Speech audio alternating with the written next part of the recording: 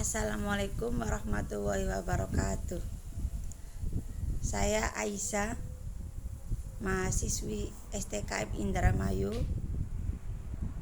Prodi PGSD 5B, yang mana mau menjelaskan tentang teknik penilaian tes atau non-tes. Pengertian tes adalah cara atau prosedur yang perlu ditempuh dalam rangka pengukuran dan penilaian dalam dunia pendidikan, yang berbentuk pemberian tugas berupa pertanyaan-pertanyaan atau perintah-perintah yang harus dikerjakan oleh peserta didik, sehingga atas dasar data tersebut dapat dijadikan nilai yang melambangkan tingkah laku atau prestasi tes.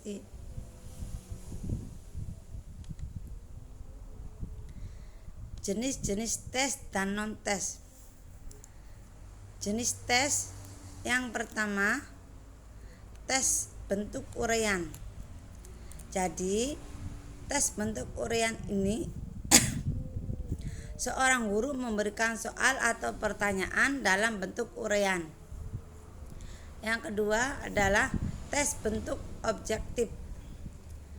Ini artinya memberikan tes yang nyata. Yang ketiga, tes lisan.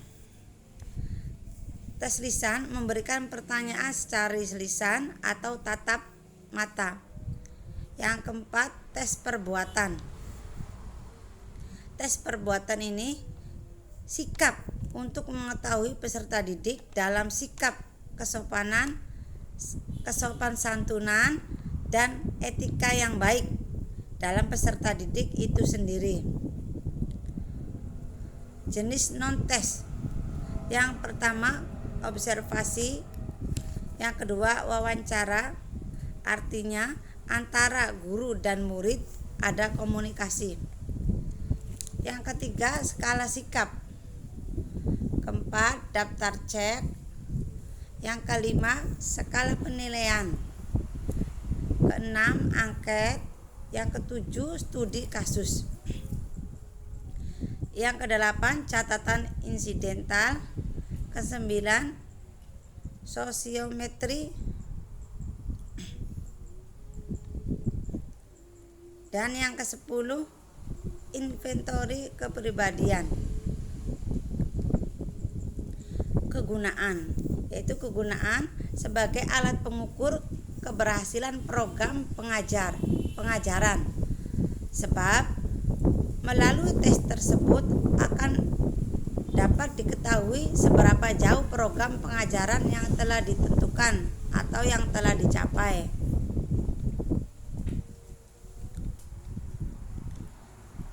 Kelebihan dan kekurangan tes dan non-tes. Kelebihan tes yang pertama, mudah disiapkan dan disusun.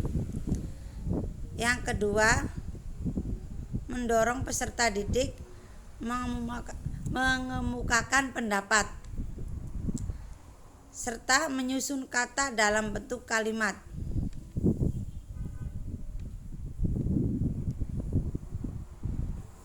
Yang ketiga, dapat mengetahui sejauh mana siswa mendalami sesuatu masalah yang diteskan. Kelemahan tes.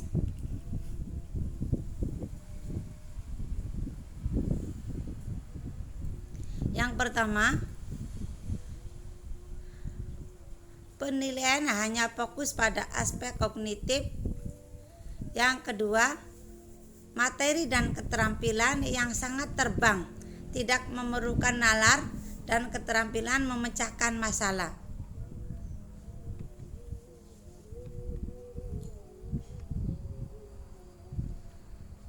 Kelebihan non-tes.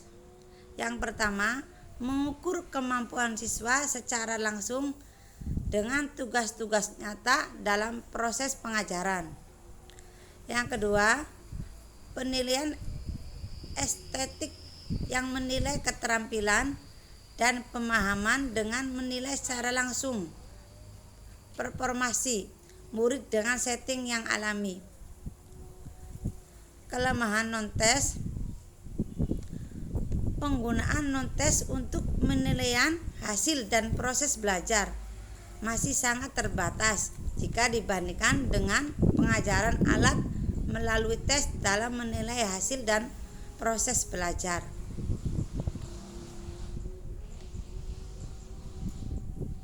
Etika dalam tes, yaitu yang pertama kerahasiaan hasil tes, kedua keamanan tes, ketiga interpretasi hasil tes, dan yang keempat penggunaan tes.